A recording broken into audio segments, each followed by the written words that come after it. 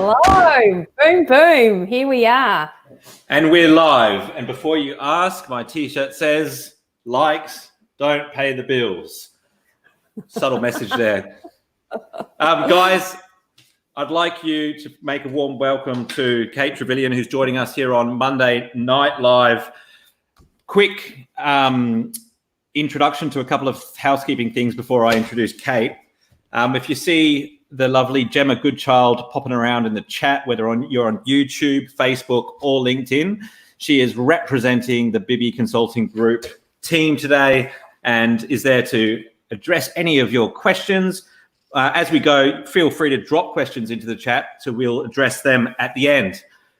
All right, now, we go back 5 or 6 years.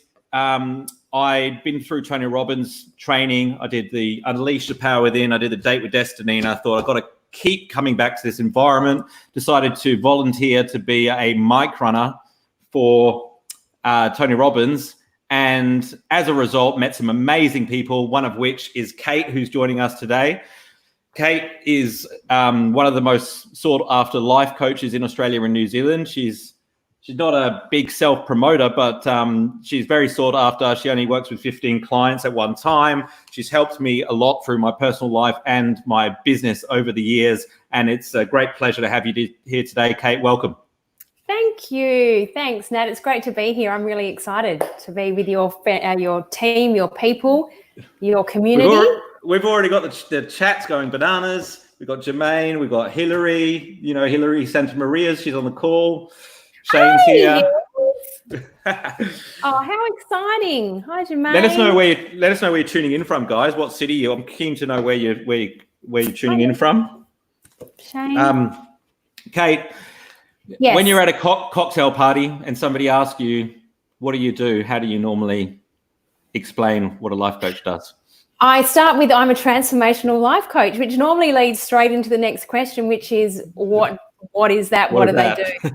Yeah. And in a really brief nutshell, I say I help people be happier, because that is ultimately what we're all striving for. And what makes each of us individually happy is different to each of us. So I work with people, helping them connect to what it is that they want in their life, to help them clean stuff up that's preventing them from having the life that they want, and to really connect and have a powerful and deep relationship with themselves. It all starts with us. And that is very much the premise of my beliefs. Yeah, it was interesting because I said to you before that we jumped on, what sort of problems do you address in business? And you said something that really rang true to me, which is, if your personal life is shit, your business is generally going to be a reflection of that, and vice versa. So I think some of the things that you've helped me with personally have helped me a lot in my business, which I want to discuss. Like, there's been a huge, and I don't know if it's because of the whole Tony Robbins thing or whatever, but like, there's a lot of life coaches out there, and it's kind of because some people have just sort of haven't lived much of their life, and then they go broadcast on LinkedIn that they're a life coach, and they may not have the experience. There's become a stigma around it. Have you noticed? Yeah, well, I think anything that's unregulated has a stigma. And so it's an unregulated industry. So anybody can call themselves a life coach without actually having even done any study. So I think that that's one of the reasons that there seems to be a massive influx. I also think that on the planet right now, people are wanting to experience more. There is more of a demand for people to support other people across all sorts of different modalities and industries and fields, but this human field, the human connection field, definitely has seen an explosion of people coming into it over the last 10 years. And how long have you been in the coaching business now? 2012 I started. Yes. Okay. So I'm relatively new too in the scheme of life. 8 years. Well, it's a lot of experience, isn't it? And what made you decide? Well, everything was leading me towards this point. So my background is aviation. I fly as cabin crew. I've flown for 23 years, and my mum got sick in 2010. And at the time in aviation, I was doing a lot of training. I spent a lot of time in front of groups, talking, mentoring cabin crew, watching a lot of crash videos. And I loved the aspect of helping and supporting and guiding. So I was already exercising a lot of the coaching skills. I was most probably just not very elegant doing it back then. Then my mum got sick, and that prompted me to have this reflection on life of what do I want, why am I here, what's important. And when she passed away, I actually bought my coaching education as a birthday gift to myself in 2011. I paid the money on my birthday and was like, right, there's something different out there for me. There's a greater purpose for me. And so I went part-time flying, and I started studying, and I studied for a couple of years and then started my business. Yeah, brilliant. Yeah, I think that, one of the first things that grabbed me about you is you have an incredible amount of empathy. And I think, and then you've got the skills and training to back it up, because you didn't stop there with that coaching course, did you? You've done, tell us about the training you've done. I've done heaps. I think that this particular, for me to coach, I have to be coached. We have to be continually growing ourselves, and I really see the value of ongoing and continuing education. And that's most probably any business, that you've got to keep investing in yourself, and even more importantly, keep challenging yourself and getting uncomfortable. I can't sit there and guide or mentor or push or advise somebody to get outside of their comfort zone if I'm not walking the talk and doing that myself. So I've trained under lots of different people. That Tony Robbins is a big influence on my life and the work that I do. Preston Smiles and Alexi Panos, they're another American couple who I just really admire and have done work with over the years. I've done lots of NLP training, neuro-linguistic programming with the amazing Alice Hameley in Sydney. There's always stuff going on, and I always have a coach. Well, not always, but there's breaks when I don't have them, but they're short. So I work with someone for a period of time for my own growth, have a little break, and then get the next person on the team. You've got to have a good team. One of the stories you shared with me, which I found quite interesting, it helped me in my business, just to give a bit of context, gave me the confidence to ask for what I was worth rather than what I was comfortable asking for, if that makes sense. But you shared with me a story, and maybe you could share it with the audience, when you had to, one of these coaching programs, I think it was the second group you mentioned, you had to go out and get somebody to buy you something for $5. Yeah, so this was with Preston Smiles and Alexi Panos, and they're such a dynamic couple. And I was doing a course called Extreme Leadership. So, that gives you a bit of indication of what they were asking for. And they said to us, you've got to go out into the street, you've got 1 hour, and you have to ask someone to buy you something up to the value of, minimum value of $5, which I thought I was really good at asking for stuff until I was told I had to go and ask a complete random stranger to buy me something. So my immediate first thought was, I'll just say to them that I've lost my wallet. And then Preston said, and there's some criteria on this, you can't lie. And I was like, oh my God, I can't believe the first thing I was going to do was tell a little white lie, because I was too embarrassed to ask someone to buy me something. Then I thought, well, I'll just tell them that I've been sent out here and that we have to do this. And he goes, and the second thing is, you can't tell people that this is a challenge. You just have to go out and own your energy and own your space and ask them. So I went to this shopping centre. It was on the Gold Coast. So I went to this shopping centre just near where we were, and I sat on this bench for 45 minutes. We had 1 hour to do this, sweating, going, oh my God, we're looking at people walking past, going, maybe I'll ask them. So I finally think I've got to do this. I've got 15 minutes left. I've got to get my butt back in the room. And this German man and his son were walking past. So I jumped up and said, hey, see these things here? I'm just wondering, I was sitting outside a shop, I'm just wondering if you'd buy me one. And this German man goes, no. I was so deflated because I'd spent 45 minutes building up all my courage. Anyway, I legged it out of the shopping centre, and I really had a moment of, I'm not going to be able to do this. And then something happened, and I just made the decision that I was not going back into that room. without really giving it a shot. So I'm now standing on the street. There's this couple walking down the street, man and a woman. They're holding hands. They look really lovely. I'm like, this is going to be it. So I jump in front. This is them. So I jump in front of them and said, hey, I was outside a tourist. There was these hats. I love it. You're all bubbly and positive. Yeah, doing my jazz hands. And I said, will you buy me this? I really love this hat and I don't have any money on me, but would you get it for me? And the lady says to me, oh, you know what? We've just had such a hard time.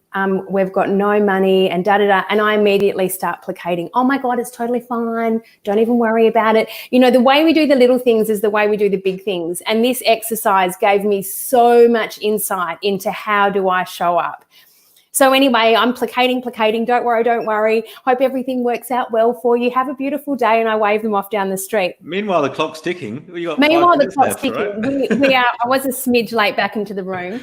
Then there's these two young lads walking down the road. And I'm here we go. Pull the skirt up a little bit. Work your magic here, girlfriend. So I literally jump in front of them. I'm going full big, hey, how are you? See this hat here? This hat would look so good on me. And you know what? I'd love you guys to buy it for me. Will you do that? And they both sort of looked at me and one of the guys goes, you know what? I'm going to buy it for you. So he grabs it and he walks into the store. I'm about to burst into tears. I'm so happy that this guy's going to buy me the hat. And his mate says to me, are you being filmed? I said, no, I'm not being filmed. It's this whole thing. I can't tell you about it, da-da-da-da-da. We had a chat. They were in town for the weekend. They were all excited. I wished them well and then turned to walk back into the building. And then the lady from the couple came back around the corner and she said, I've been through my wallet and I found a $10 Cotton On voucher and there's a Cotton On around the corner. Maybe you could buy yourself with something with this voucher. Oh, my God. I'm like, thank you so much, but I've got the hat. All good. I don't need anything else. And send her off. Anyway, the really interesting thing too was when I got back into the room and Preston said, so what, tell us some experiences. I put my hand up and told them about the woman who said they didn't have any money and then she came back after I'd gotten the hat. And I felt like I'd done such a good thing by saying, no, you keep the voucher. And what he said to me was, you just took the opportunity off her to give you something. She wanted to give you something. She came back around the corner with the voucher. And in that moment, you robbed her the opportunity to feel that she'd done something. And I just hadn't even seen it that way. And I was like, wow, isn't that interesting? Yeah, there was so much to think about after that whole experience. But it taught me so much about asking questions, asking for what I want, and asking in a way where I'm unapologetic, because the one time it was successful in my asking wasn't when I was like, oh, would you please mind, is it okay if? It was, hey, I want the hat and I reckon you're going to get it for me. And they went, okay, we will. So much great value in getting uncomfortable and going to places or working with coaches or working with people like Tony Robbins or Preston and Alexi who will push. They push us harder than we push ourselves. It's the whole purpose of coaching. What can this person do to help me get to where I want to be, whether it's the context of business or life? Yeah, I get that, because I remember a date with Destiny. First time I did it, Tony Robbins said, "There's only one thing that trumps fear," and he looked, me dead in the eye. Out of 3,000 people, he locks eyes with me. And he says, and that's taking massive action. And I was like, what am I afraid of? I'm not really afraid. I'm scared of heights. Like, that's a big thing. That's the first thing that springs to mind. So I thought, okay, I'm going to jump out of an airplane, something I'd never, ever do normally. Took my phone out, booked it in for the next morning, 7 a.m., only person on the airplane, jumped out of a plane. Most uncomfortable thing you could possibly do. Oh, terrifying. Absolutely terrifying. We land on the beach. There's this gorgeous brunette helping to pick up the parachute, right? Perfect. And I'm a single lad. And so she's like, oh, were you afraid? I'm like, no, not at all. And then we get back in the shop and they've got me on the big screen filming me jump out of the plane. And there's my face. I even told my mum I loved her before I jumped out of the plane. Anyway, but I told you when I landed on that beach, I truly felt like in all my body that anything was possible. Like I could literally do anything after doing that. And like I'm still scared of heights, but being comfortable, having those uncomfortable conversations, whether it's be asking for what you're worth, doing things that you're afraid of, public speaking, jumping out of an airplane. It's something that it becomes a habit if you keep practicing it. And it's more the recognition of fear. Oh, there you are. Hey, I see you. I acknowledge you, as opposed to, there you are. I'm going to run 100 miles in the opposite direction. The more we're able to lean into it and acknowledge it and see it just for what it is, and then come through the other side of it and gather more and more evidence that we lived, nobody died.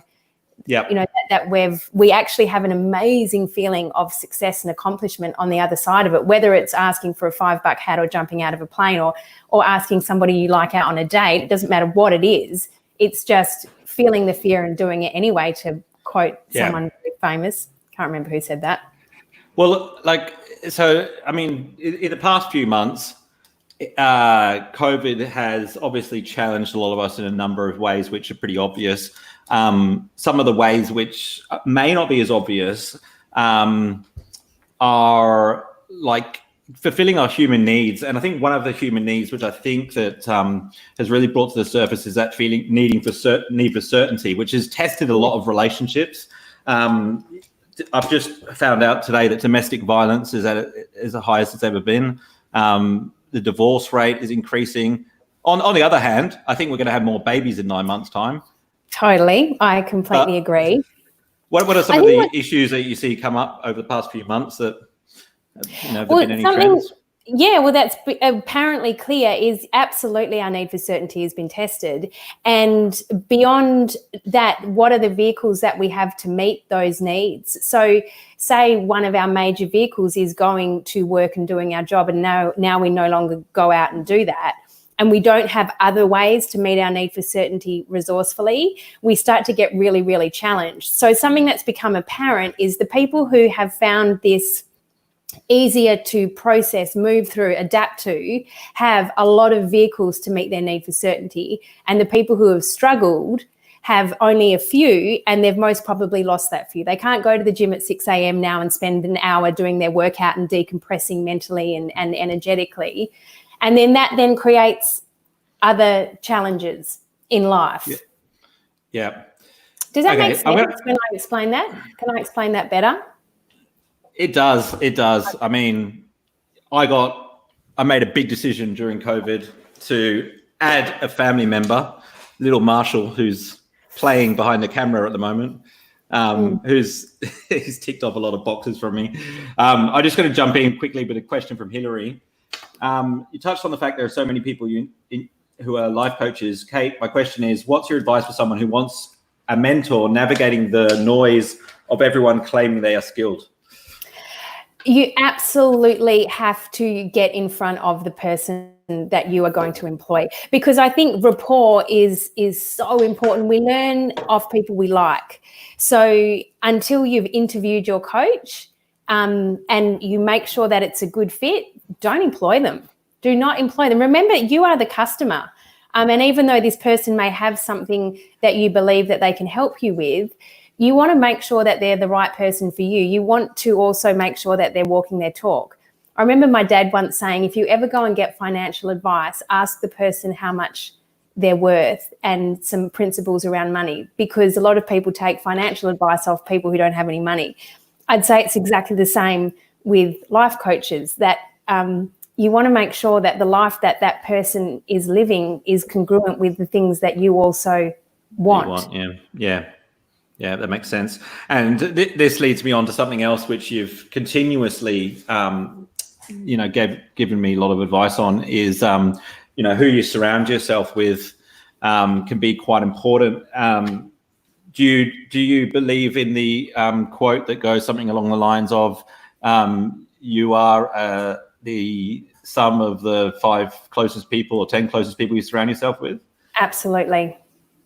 Absolutely. You become who you hang out with. You are the average of the 5 people you spend your time with. You are the sum. It doesn't matter how you want to say it. It's the truth. If you want to be really fit and healthy and you hang out with people who eat really crappy food and don't exercise and sleep until midday every day, the chance of you maintaining that is so slim. Yeah. And for those of us that... So I'm just saying that's good. So for those of us that like have people in our lives that we can't just remove that easily, what are some of the strategies that you think that they can employ to limit the amount of impact they have on their lives? Boundaries. I love boundaries. I talk about boundaries all the time, having healthy boundaries, and we teach people how to treat us. So even though somebody in our life may live very differently, we have to teach them what is okay and what isn't okay for us. And the challenge with that is it's normally a little hairy, because if they've been behaving a particular way for a certain amount of time, or they're a family member, and we now want to engage with them in a different way, and we start to move the goalposts, there's normally resistance. They normally up the ante to get us back to where they want. And that's only because they're looking to meet their need for certainty. It's not because they're bad people, but it's now different and they don't know why it's different. And so they just magnify their current strategy to keep you where you are, or to keep it how it is. So just be prepared to roll your sleeves up and stand in the shitstorm for a period of time, and be okay with that. And if they are somebody that you can remove from your life, you're a fan of the breakup, aren't you? I am a fan of the breakup. Yeah, I am a fan. And I'm not talking about like intimate relationships. No, life breakups. Yeah, definitely. And I'm also very much about kindness and compassion, and doing it in a respectful and loving way. But I mean, we are exactly where we've chosen to be. We are the people in our life. We have chosen them. We have chosen not to get away from them or move them away from us. So we got to be radically responsible for, I have created it exactly how it is. And if this is no longer working for me, I then have to take some radical action to change it up. Or maybe not even radical action, maybe just very gently edging yourself out backwards. And if that doesn't work, then you have a conversation around it of it's time to let each other go lovingly. Yeah. Now, the reason I bring that up is because I think it must have been 3 or 4 years ago now, I consciously made the decision to change my peer group, and I changed about 40% of people that I kind of took a back step on. And what I found is it was a bit weird at the start because I had more time to myself, but gradually it made space for new people. And I found that the new people were the people I sought out. Totally. And you've got to make space. You've got to make space. It's like I was talking to a client the other week about starting a new relationship, but they haven't actually really ended the last one. Oh, this sounds juicy. Well, the thing is, we've got to create space, and we sometimes think we've created space, or we tell ourselves that we've created a space because, we're not really together, but we're whatever your story is or the person's story is. But the reality is, say no more. Yeah, until you actually create the proper space, then there's no room for the next person for you to truly call in the next person. Yeah. Okay, Kate. First of all, I just want to thank you for being here today. And I'm just going to ask, because I know there's probably some people watching that are curious. Are you at capacity with your coaching at the moment, or do you have any spaces available? I do have a couple of spaces. I've just finished with some people over the last 2 weeks. However, if I don't have space when you contact me, I take your details, and when room opens up, I can get back in touch then. So, if you are looking to work with someone, reach out and see if I'm the person. Yeah, I can't recommend Kate's services enough in a world where, like Hillary said, is that life coaches on every corner. When you find a good one, you don't let it go, and you sing her names from the rooftops, which I've been doing for several years now.